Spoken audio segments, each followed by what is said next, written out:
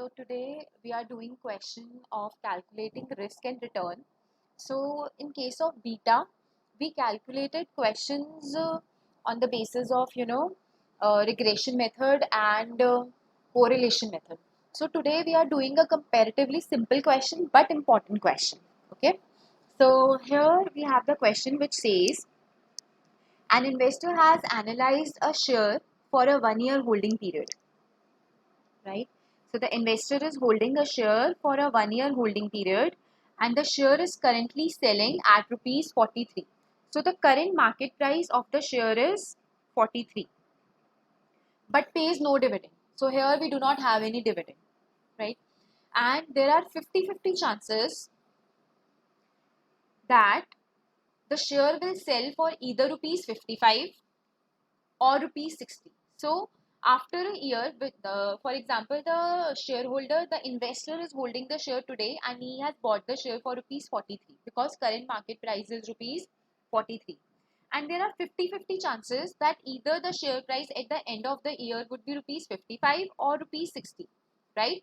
So, stock market, as I told you earlier, also always work upon the probabilities. So there are 50-50 chances. The probability is given to you, that is 50%. There are 50% chances that the stock would be sold at rupees 55 or rupees 60. So currently he is buying at 43, he can sell 50 or 55 or 60 rupees by the year end. So holding period is just 1 year in this question. So what is the expected risk and return? So the first thing we have to calculate is risk and return in this question. If 250 shares are required. So the shareholder is not buying only one share. He is buying 250 shares, right? And also, whenever you invest in market, you do not put all your money. You always work on margin money. So margin money is basically borrowed funds. So we never put all our money in the market. We always borrow it from somewhere and invest in market. And when we get return, we pay back, and of course with interest. So this is one of the very important, part of stock market and whenever you invest in markets, that we assume that we always invest with borrowed money, okay, margin money. So the 80% is borrowed money. So for example, whatever money it will take to invest in 250 shares, out of that money 80% is borrowed, right? Only 20% money is his own, rest 80% money is of the is he borrowed from somewhere, and on which he has to pay 12% return also. So obviously the return should be greater than 12% because 12% he has to pay return interest on his borrowed funds. So if he is not earning more than 12%, then he would be in loss, right? So these are the major key points of the question. So there is no commission and taxes in the question. So this question is, in that sense, it is a bit easier because there is no commission and taxes. So now let's move forward with the question. Now we have to calculate risk and return. So how do we calculate that? So first thing we'll do, we'll calculate probable returns, right? What can be his return? So the first thing we'll calculate here is calculation of returns.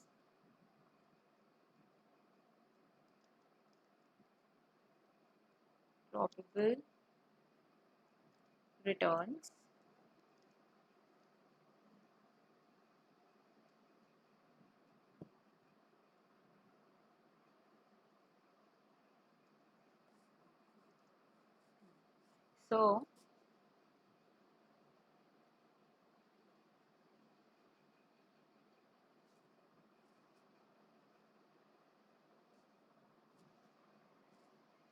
So year-end prices. Year-end prices. So what are expected year-end prices? 55 or 60, right? So there are two probabilities. Either the year-end price would be 55 or rupees 60 also. Okay. So these are year-end prices and we can write it as P1. Right.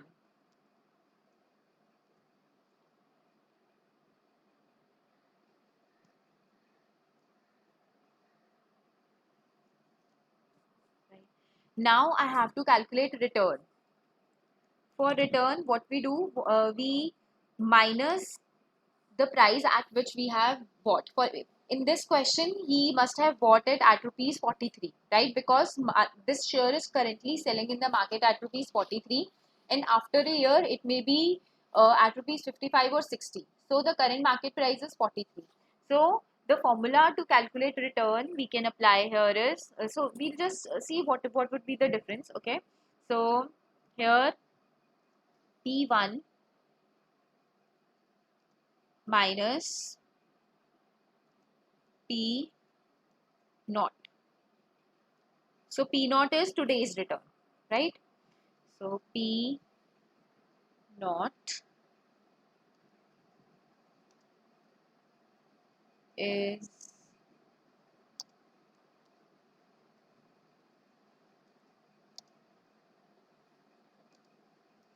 today's price. Okay. And P1 is 1 year after's price. So here what we will do, P1 minus P naught, which means 43 minus 55, which comes to rupees 12. If at the end of the year price is 55, then the investor would earn a return of rupees 12 on the share. And if at the end of the year the share price is 60, he would earn a return of rupees 70, right? So now we have to, return in percentage. We have to calculate return in percentage. So for that, formula would be P1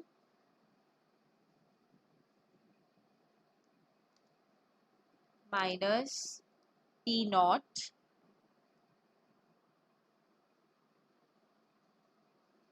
divided by P naught,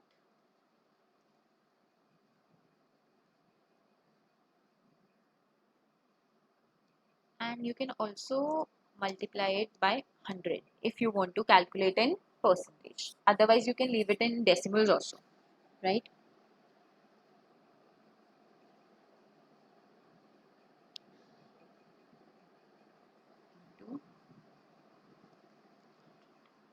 So this is the formula we apply to calculate returns in percentage.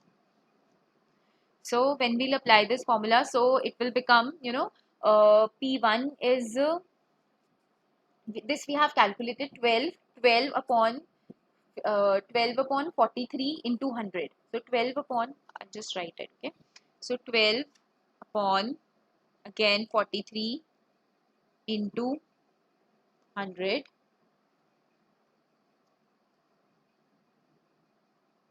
becomes 27.91. And similarly, we will calculate if the stock price ends at rupees 60. So it may end at rupees 60. So here the return is 17. 17 divided by 43 into 100. So it becomes 39.53. 39.53. Right? So these are the probable returns at the end of the year. Either the return would be 27.91% or 39.53%. So, whenever we calculate return, it always works upon probabilities. What is the probability that the return would be 27.91%? What is the probability that the return would be 39.53%? So, whenever you calculate return, if you are not attaching a probability with it, then your, calculation is absolutely wrong. So, always remember, whenever you calculate, you always use probability with the returns. Without that, your question makes no sense. Okay. Your calculation, your predictions will be useless then. So always see what can be the probability. So calculation of expected returns. Now what we'll do, we'll apply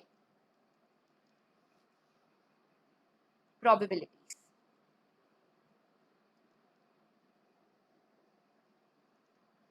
So here we are.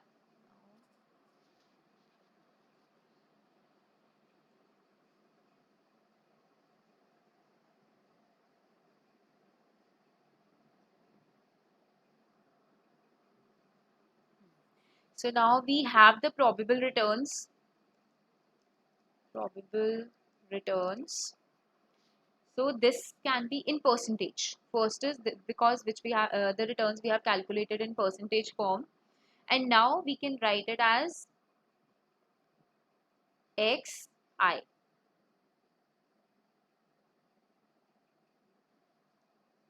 Probable returns are called xi. So the two returns which we have calculated is 27.91% and 39.53. So these are two probable returns which you can earn, right? So now we'll apply probability. So probability we can write as probability assigned to xi, probability assigned to the returns, right? So here we are. So as it was given to you in the question, there are 50-50 chances. So 50-50 chances, it means 50%, 50%. So probability we never write in percentage. Probability we always mention in decimals. So 0.50 and 0.50. Okay. So now we will calculate the actual returns. So this xi returns multiplied by probabilities assigned to the returns. So 27.91 into 0.50, it becomes 13.955. And 39.53 into 0.50, it becomes 19.765. Right. So now what is the probable mean value, the mean returns? So mean returns would be its total. So this is 33.720. So this is the expected return from this stock. If you invest in this particular stock, the return you expect is 33.72. Okay. Now let's move on to next part. We have calculated returns. So now we'll move on with calculation of risk. So whenever we talk about risk, if we are not applying systematic risk, we are talking about unsystematic risk. So unsystematic risk, how do we calculate? We calculated unsystematic risk simply in the form of standard deviation. There you do not have to apply any other formula. Standard deviation and variance are two methods through which you calculate unsystematic risk. So, unsystematic risk, as we discussed earlier, unsystematic risk is something which is only company specific. No external factor is going to affect your return. So, this is called unsystematic risk. It means they have to find the problem or the risk within the organization. So, whenever you have to find the risk within the organization, we calculate standard deviation. We don't have to compare our returns with some external factor, like in systematic risk when we were calculating beta. So we used to compare it with some benchmark security. But in this case, when we are calculating unsystematic risk, you do not have to compare your returns with any external factor. The only thing is needed is to find the deviation from the mean value, its own mean value. No external factor is there. Okay, only internal factors are there. So now I will calculate standard deviation. So for standard deviation, what we'll do,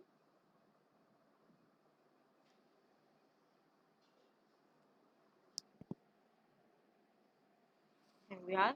So probable returns, which is xi, this one.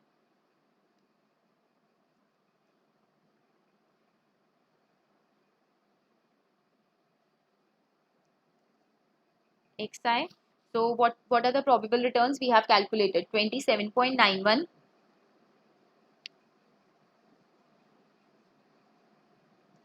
and 39.53. Right? So these are the probable returns, and the probabilities assigned to it is 0.50 and 0.50. So these are the probabilities assigned to it. Now what we have to do, we have to calculate deviation. Whenever we talk about standard deviation, the major thing required is to calculate deviation. So how do we calculate deviation? To calculate deviation, the formula is xi, this xi, actual returns,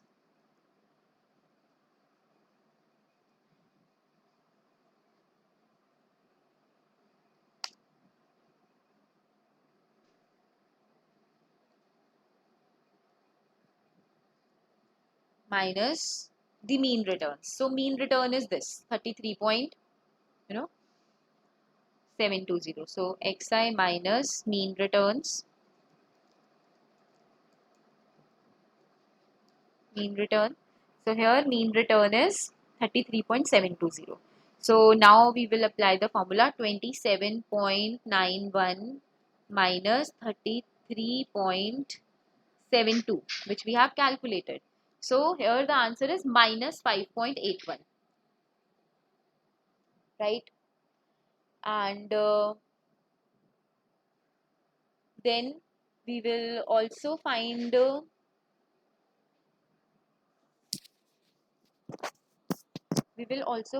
next value. So I hope this is fine. No, just a second. I think.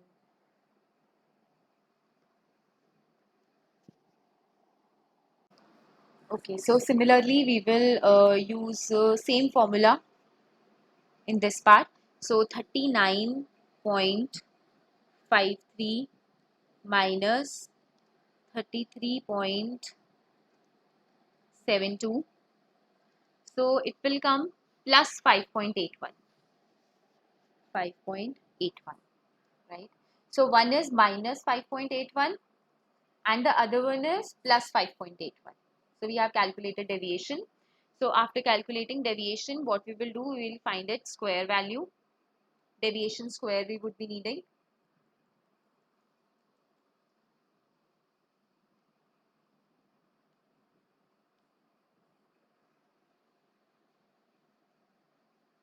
Square. So 5.81 into minus 5.81 is 33.76, and 5.81 into 5.81 would be same 33.76, right? And now we will find the variance. So variance, how do we calculate variance? We need two values. First is this deviation. We multiply this deviation. We can write it as deviation. Okay. So D multiplied by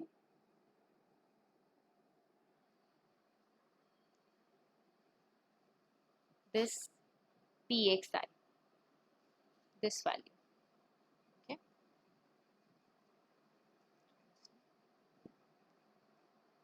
So here we will find the value. So we need to multiply 33.76 with the 0.50.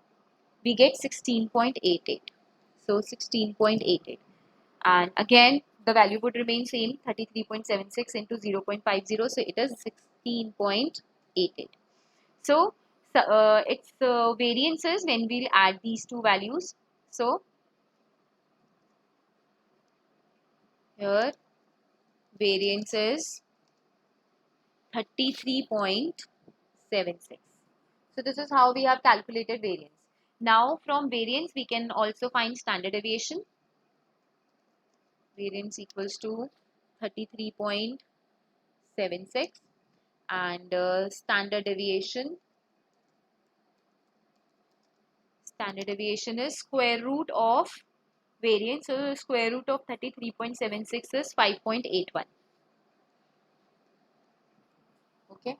So this standard deviation is your unsystematic risk. Okay.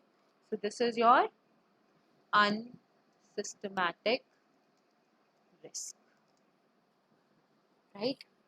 So now we have to find out what is the investor's actual risk and return, right? Because till now we have just found these values in percentage form, like his mean return is 33.72, his risk is 5.81%, Now I have to actually find out what is the actual amount he is going to get and what is the actual risk he has. So return and risk on of buying 250 shares. So we have to calculate that. So investment in 250 shares. Investment in 250 shares. So what would be the investment? What is the current market price of the share? At which price he is buying? He is buying at rupees 43, right? So 250 shares into the price of one share is rupees 43. So the total investment he has made here is rupees 10,750. Okay, so this is his total investment. But it was written in the question that out of total investment, 80% is borrowed funds, right? So it means out of 10,750, 80% is borrowed. So how much he has borrowed? Let's try to find out that. So borrowed funds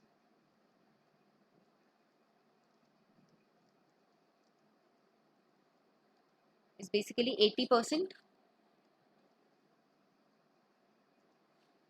80%. So what we'll do, we'll find 80% of 10,750, right? So 10,750 into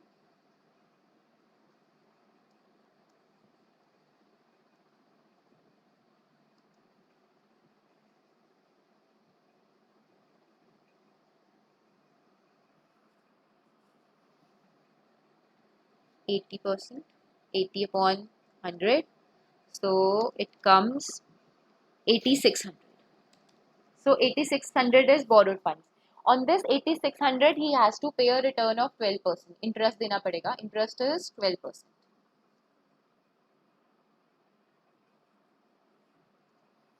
So here we are.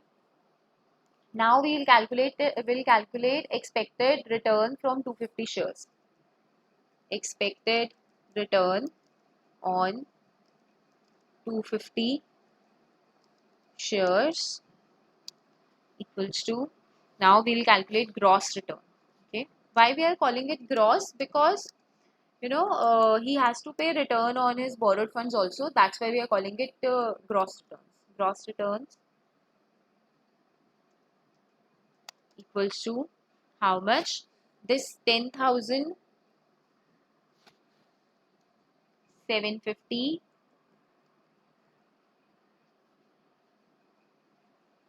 So what was the return? Mean return 33.72% because it is in percentage, right? So 33.72.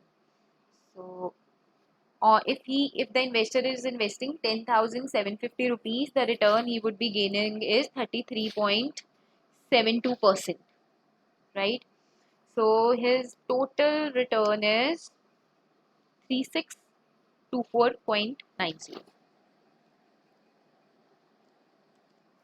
This is his gross return. But now we have to subtract. Ma'am, Yes. ma'am, can you please repeat the gross return part? So in gross returns, basically, the total earning his total earning is he has invested 10,750 rupees, right? Because he has invested in 250 shares of 43 each, right? And he has invested 10,750, and he has as we have calculated that mean returns are going to be 33.72%. This we have calculated in calculation of expected returns. So what I'm going to do is I'm going to multiply 33.72% with 10,750. So once he will invest 10,750, the return would be 33% of the same. So that is 3624. This is his gross return. Okay, ma'am. So now we were calling it gross return because he has to pay interest on his borrowed funds, right? So what would be his return? So interest which he has to pay. So less interest on rupees 8600, which is borrowed fund,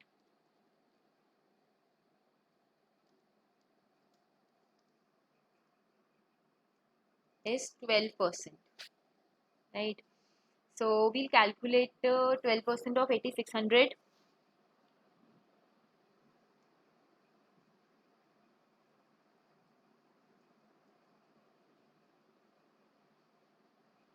So 8600 into 12%. So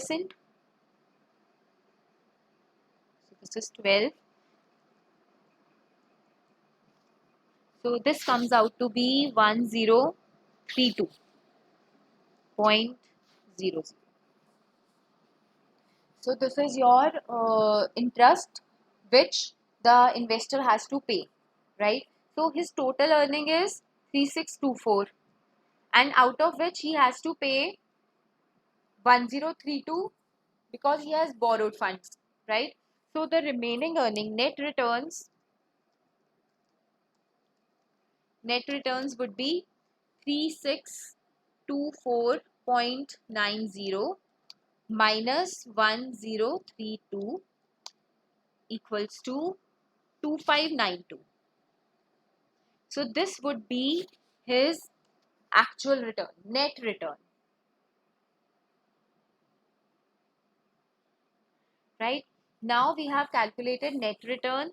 Now we'll see what is the risk in terms of money, because till now we have uh, return and risk in the form of percentage. We'll now find the risk in terms of money. Risk in terms of money if he decides to invest in 250 shares of rupees 43 each. So how much he is going to risk? What is the money at stake?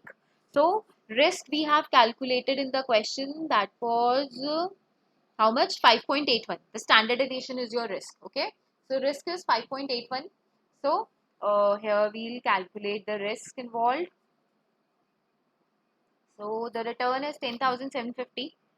Investment is 10,750. So always remember, you calculate risk and return only on the initial investment. Okay.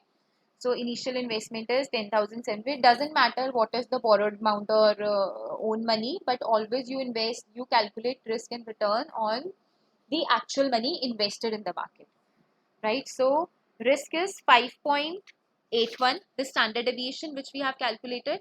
So 5.81. So 5.81% of 10,750 is 624.58.